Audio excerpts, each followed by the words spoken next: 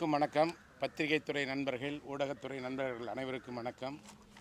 கடந்த ஒரு வார காலமாக அனைத்திந்திய அண்ணா திராவிட முன்னேற்றக் கழகத்திலே நடைபெற்று கொண்டிருக்கின்ற நிகழ்வுகளை ஊடகங்கள் மூலமாக, பத்திரிகைகள் மூலமாக ஒரு சிலர் தவறாக சித்தரித்து கொண்டிருக்கிறார்கள். அதிலே மிக முக்கியமானவர் திரு சி.வி. சண்முகம் அவர்கள். அனைத்திந்திய அண்ணா திராவிட முன்னேற்றக் கழகத்தில் மாண்புமிகு இதய தெய்வம் புரட்சி தலைவி அம்மா அவர்களால் அடையாளம் காட்டப்பட்டவர். அடையாளம் காட்டப்பட்ட அவர் அனைத்திந்திய அண்ணா திராவிட முன்னேற்றக் கழகத்தில் அம்மா அவர்களால் பொறுப்புகளிலே இருந்து விடுவிக்கப்பட்டவர். மாவட்ட கழக செயலாளர் பொறுப்பிலே இருந்து விடுவிக்கப்பட்டவர். அதன் பிறகு மாண்புமிகு அண்ணன் எடப்பாடியார் அவர்கள் இந்த இயக்கத்தினுடைய பொதுச் செயலாளராக பொறுப்பேற்ற பின்பு இழந்த மாவட்ட செயலாளர் பதவியை சி.வி. சண்முகம் அவர்களுக்கு மீண்டும் வழங்கியவர் மாண்புமிகு அண்ணன் பொதுச் செயலாளர் எடப்பாடியார் அவர்கள். மீண்டும் அவருக்கு மாண்புமிகு அம்மா அவர்களால் வழங்கப்பட்ட சட்டத்துறை, சிறைச்சாலைத்துறை அமைச்சராக பணியாற்றி கொண்டிருந்தார். கூடுதலாக அவருக்கு கனிம வளத்துறையை தந்தது மாண்புமிகு அண்ணன் எடப்பாடியார் தான் என்பதை யாரும் மறந்துவிடக்கூடாது.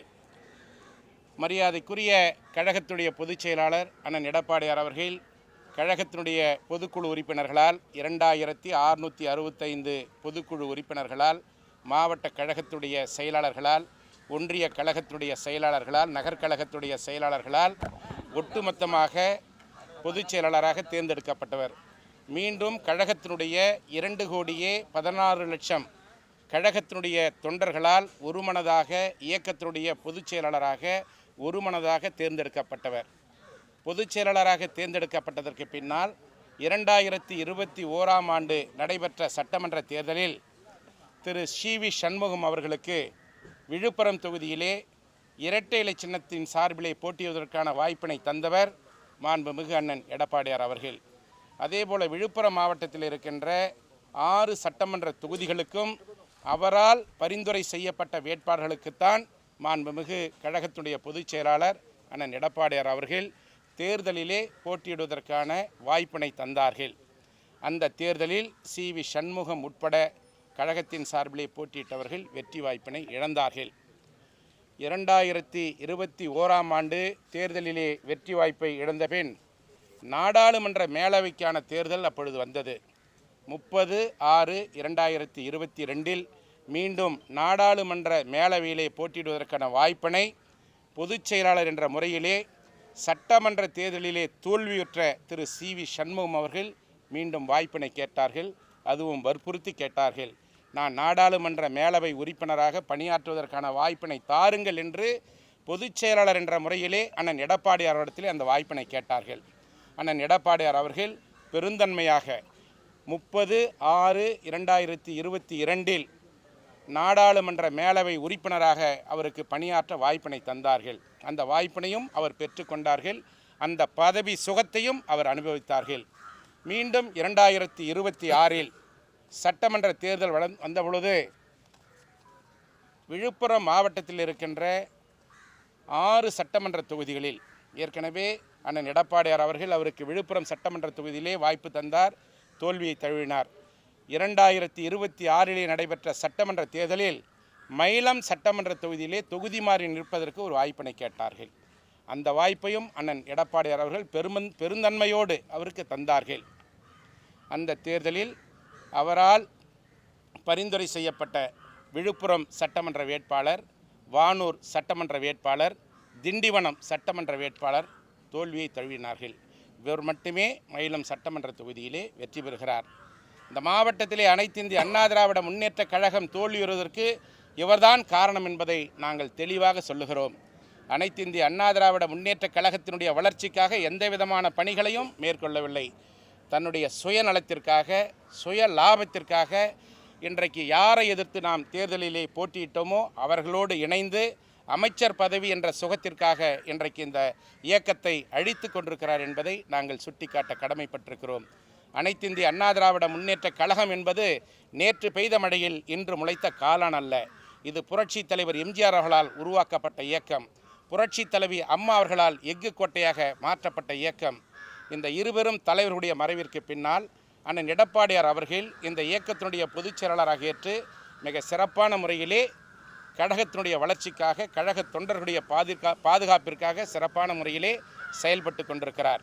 2017ஆம் ஆண்டு முதல் 4½ ஆண்டு காலம் தமிழகத்திலே நல்லாட்சியை தந்தவர்கள். 2021ஆம் ஆண்டு நடைபெற்ற சட்டமன்ற தேர்தலிலே கூட 75 இடங்களிலே அனைத்து இந்திய அண்ணா திராவிட முன்னேற்ற கழகத்தின் தலைமையிலே அமைந்த கூட்டணி தான் தமிழகத்திலே வெற்றி பெற்றது. இன்றைக்கு 2026 நடைபெற்ற சட்டமன்ற தேர்தலிலே கூட அண்ணன் எடப்பாடியார் தலைமையிலே அமைந்த தேசிய ஜனநாயக கூட்டணியின் சார்பில் 53 இடங்களில் அனைத்து இந்திய அண்ணா திராவிட முன்னேற்ற கழகம் வெற்றி பெற்றிருக்கிறது. ஏறக்குறைய தமிழகத்திலே 1,35,00,000 வாக்குகளை பெற்ற கூட்டணி தான் அனைத்து இந்திய அண்ணா திராவிட முன்னேற்ற கழகத்தின் தலைமையிலே அமைந்த கூட்டணி. இப்படிப்பட்ட இயக்கத்தை, இந்த இயக்கத்திற்காக உண்மையாக பாடுபட்டு கொண்டிருக்கிற கழகத்துடைய பொதுச் செயலாளர் அண்ணன் எடப்பாடியார் அவர்களை திரு சி.வி. சண்முகம் அவர்கள் தன் மீது ஏற்பட்ட தவறுகளை மறைப்பதற்காக இன்றைக்கு பொதுச் செயலாளர் மீது தவறான முறையில் பொய்களை கூறி குற்றச்சாட்டுகளை பதிவு செய்து கொண்டிருக்கிறார். தயவு செய்து அவர் கூறுகின்ற குற்றச்சாட்டுகளை இதோடு நிறுத்தி கொள்ள வேண்டும் என்பதை இந்த நேரத்திலே தெரிவித்துக் கொள்கிறேன். மற்றும் திரு வேலுமணி, எஸ்பி வேலுமணி அவர்கள் அண்ணன் எடப்பாடியார் அவர்களால் கழகத்துடைய தலைமை நிலைய செயலாளர் பொறுப்பை தந்தவர் அண்ணன் எடப்பாடியார் அவர்கள். அவர் கோவை மாவட்டத்துடைய செயலாளராக செயல்பட்டு கொண்டிருந்தார். அவருடைய மாவட்டத்தில் இருக்கின்ற 10 தொகுதிகளுக்கும் அவர்தான் பரிந்துரை செய்கிறார் வேட்பாளர்களை. அவர் செய்கின்ற அனைத்து இந்திய அண்ணா திராவிட முன்னேற்ற கழகத்தின் சார்பிலே போட்டியிடுகின்ற வேட்பாளர்களை பரிந்துரை செய்த திரு எஸ்பி வேலுமணி அவர்கள் செய்த வேட்பாளர்களை அண்ணன் எடப்பாடியார் அவர்கள் வேட்பாளராக தலைமை கழகத்தின் சார்பிலே அறிவிக்கிறார். அவர்களுக்கு இரட்டை இலை சின்னத்திலே போட்டியிடுவதற்கான ஏ ஃபார்ம், பி ஃபார்ம் படிவத்திலே கையெழுத்திட்டு அந்த வாய்ப்பினை அவர்களுக்கு தருகிறார். இன்றைக்கு அவரும் திரு சி.வி. சண்முகம் அவர்களோடு இணைந்து தவறான குற்றச்சாட்டுகளை பதிவு செய்து கொண்டிருக்கிறார். 3 மாவட்டங்கள் அவருடைய பொறுப்பிலே விடப்படுகிறது. திருப்பூர் மாவட்டம், ஊட்டி, நீலகிரி மாவட்டம், கோவை மாவட்டம். இந்த 21 சட்டமன்ற தொகுதிகளில் 3 சட்டமன்ற தொகுதிகளில் மட்டுமே அனைத்து இந்திய அண்ணா திராவிட முன்னேற்ற கழகம் வெல்கிறது.